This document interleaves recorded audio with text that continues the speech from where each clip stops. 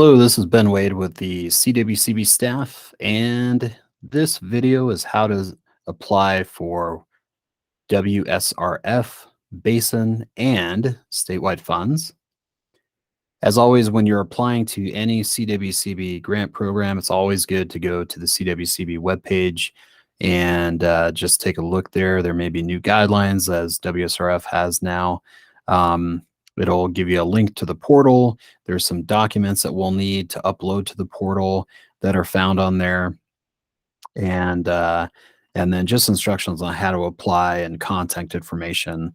And so how do you apply? Always good first step to read the grant guidelines and talk to your Basin Roundtable, whether it's the chair or WSRF coordinator.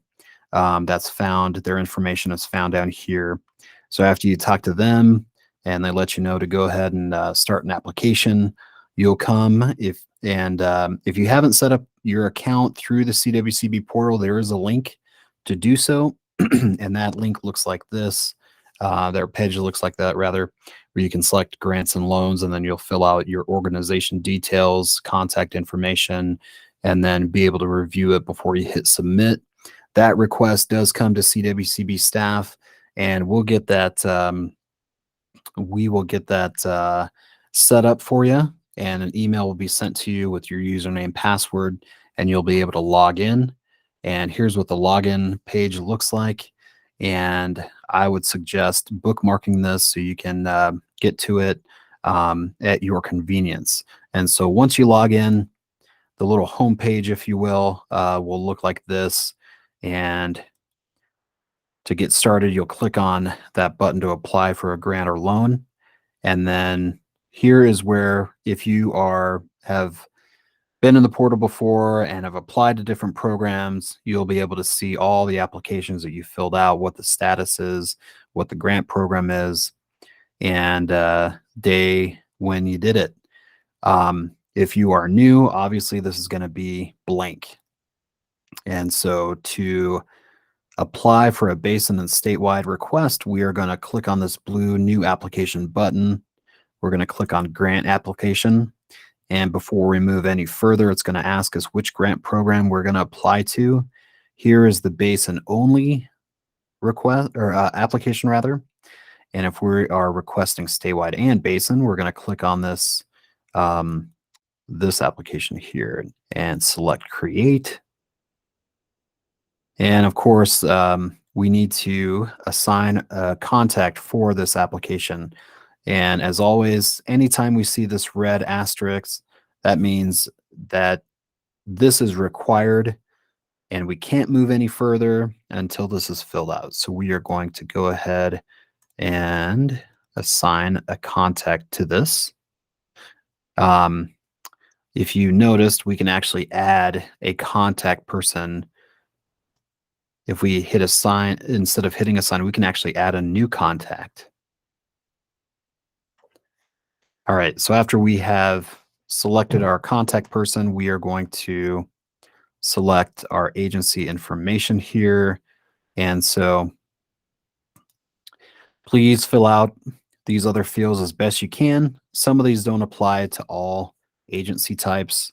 For instance, you'll see here, if you're confused, we put up these little information icons here. So you hover over that and it'll let you know that only ditch companies are only asked to provide this information. So if you could fill this out for us, that'd be greatly appreciated. And then once we're done with this page, there's always going to be a next button below, and you can see an exit button up at the top there.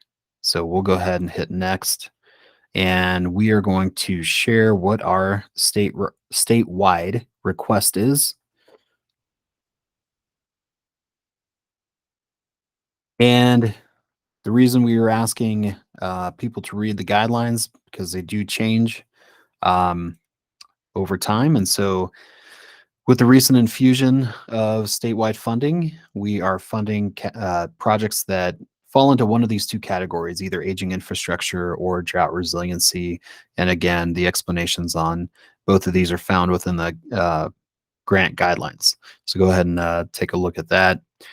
So we select our project category. We're going to give it a justification on why it fits that particular category. And again, this will let you know what you need to put into this field. Please be very thorough in that explanation. And then once we fill out our statewide request information, then we're going to come down to basin request, and we're going to add whatever basin request is here. All right. And so we're going to select the roundtable. We are going to select how much money we are requesting from the basin account. We'll hit save, and there it is. So if this is not correct, we can always go over here, this little button here with the three dots there. We can either delete it or edit it as you see fit. So once your requests from the CWCB WSRF program are here, statewide request, basin request, then we're going to hit next. And once we move further and further the application, we do have a chance to go back and edit a previous screen if we need to. All right, so we keep on moving. So you're going to type in your project name. That's required. A project description is also required on what your proposal actually is. And then we'd like for you to fill out, let us know what the major water use type is. This is required, the type of water project. And we have 2 dates, non-construction and construction. If this is a request that is $50,001 or more, it's going to go on either our consent agenda or make a presentation to the board. And so this is probably not going to be a date that's going to be somewhat close. So in the guidelines, you'll see that our schedule as far as what the CWCB deadline is and which board meeting that lines up with. So give us a date after that board meeting that you'd like to start. And so that's going to be something that we can always change. So if you put a start date in, we don't worry if it's not completely accurate when we get to that point. So I'm just going to give us just a start date there to move forward. Again, let us know what the outcomes are. So I'll just fill in one of these. Keep on moving. Again, if it's other, please be thorough in your description of what the outcome you are intending to have happen when the project is finished. Latitude and longitude, this is required. So please fill this out. And we have a lot of options as far as what the coordinates that you're putting in for your lat and long. Is it location of the reservoir, just a water provider based on the address? Whatever the case may be, we're just going to go ahead and select that. And you can identify the primary source of water. This is always helpful for staff to review. I know a lot of applicants include maps, which is fantastic, but including those in both locations is the best for just a thorough review of your proposal. Please select the basin as well as the county is always helpful. And we can select multiple counties. We could even dig down a little bit deeper if you want to let us know what the specific water district is. And when we get down to this IPP project, if your project is already in the database, we can look it up either through keyword or project number.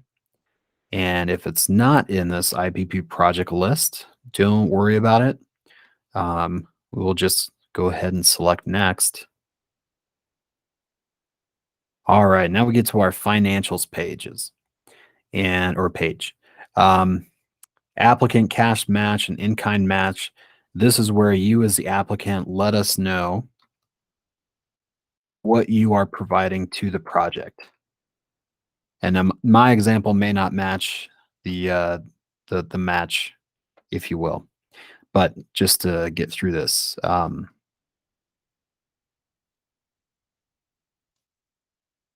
right, and then we're going to ask you if you've applied and received a CWB grant in the past. If you have, this little icon will let you know that we're looking for the grant program, the name of the project, award amount, award date. Award date could be month and year or the exact date of the board meeting. We're going to leave this one. If we've never done anything, we're just going to type that in and just move forward. All right, so we put in our match, our cash match, our in-kind match. And then if we have other partners who are contributing money, that's where this other sources of funding come in. And so we're going to click on this,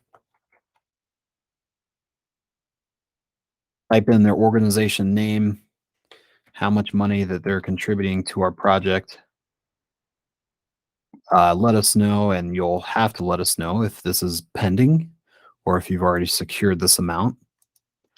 And let us know if it's a cash or in-kind contribution. You will need to give us a letter saying that it is secured from this organization and from yourselves. This funding source, so this would be, let's say this is another state agency, but it's not CWCB. So we're going to click that in there, hit save. And now once we've hit save, this populates. So our total match that we're bringing in for this example is $30,000, 20 from this other source, and then 10,000 from the applicant. And then once we put all of our sources of funding here, then we're going to go ahead and click next. All right, now we come here to this page and I have to upload some documents here. Where do I find these documents? Well, as you can see here, the templates for the scope and the budget can be found under the program specific web pages. So we're going to go back to our WSRF grant web page. We're going to, on the right hand side, there's a couple links here. And this is for the scope, Exhibit A. Our budget is Exhibit B. And so we're going to download both of these templates. And once we've filled those out, then we're going to go ahead and we are going to upload these documents. And so when they are uploaded, we're going to get a little green check mark. We're going to click on done. The scope must be submitted as a Word document. The budget and schedule must be submitted as an Excel document. And as a part of this roundtable approval letter, this is something that our roundtable representatives, the chair or WSRF coordinators they will log in at a later time. They'll upload this letter for you. If you already have it, feel free to upload it. This can be in PDF. Letters of matching third-party commitments can be in PDF. So again, if your organization has a set aside, you're going to say on your letterhead that you have committed X amount of dollars in cash or X amount of dollars in kind. And again, if you have other third-party commitments coming in, please include that with your application package. Again, on their letterhead stating the exact amount that they're contributing to your project. Additional files would be, I mentioned maps earlier, so it could be pictures. It could be pictures of, this is an aging infrastructure project. So maybe it's a picture of, your dilapidated section of a ditch or something, or whatever the case may be. So you would upload this here. It could be an engineering report or other reports. It could be other support letters that you have for your project. All of those can be submitted and uploaded as PDFs here. So again, we're just hitting this upload. And then once we have all of our documents here, we're going to click on next to our summary page. And even from our summary page, we can still add information here. So you just click on this little pencil if you need to, um, edit anything. Again, we're going to see that make sure that your basin request is accurate as well as your statewide request. And again, we're going to have your justification for choosing one of the two categories. Make sure the basin amount again is correct. And if it isn't, if we accidentally messed up here, we can come in here, we can edit this. And if we edit from here, and there it changes. Now we have our correct amount. Financials here again. You as the applicant, here's your cash in kind. Your project partners come in for their amount, and here they're listed there. And before I hit submit, if I want to check in with my roundtable rep, I could certainly do that. And if they have, whether they have feedback or they want another document, it'd probably be wise just to leave it in this draft form so you can come back in here, go to your files page, upload different files. If everything's ready to go, we're going to hit, oops, sorry about that. We're going to hit submit. And again, before that, you can also print this as a PDF, or if you want a paper copy, you can certainly do that too. But here it is. This is again just in PDF format, just all the details you have in your application here. And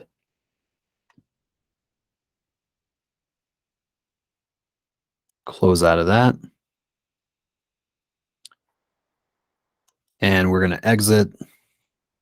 And just so that this doesn't show up in the Yampa's real queue, we're going to leave it in draft status. But if you hit submit, this status will change and it'll say Basin review. And then that is when it's kicked over to our Basin reps, or either the chair or whoever the WSRF coordinator is for the Basin. And they'll be able to go in here and take a look at your application. And if the roundtable approves it, they will come back in and approve it. And that's when CWCB will receive your application. So work closely with your Basin rep through their process, because it certainly needs to go through the Basin roundtable process first before it reaches CWCB. And please reach out to staff if you have any questions on applying. And again, if we go back to the WSRF grant page, all the contact information, not only with the basins, are found here on the page, but the point of contact is also here. So this is my email and my phone number. Please don't hesitate to reach out to me if you have any questions. Hopefully this video has been very helpful. Thank you.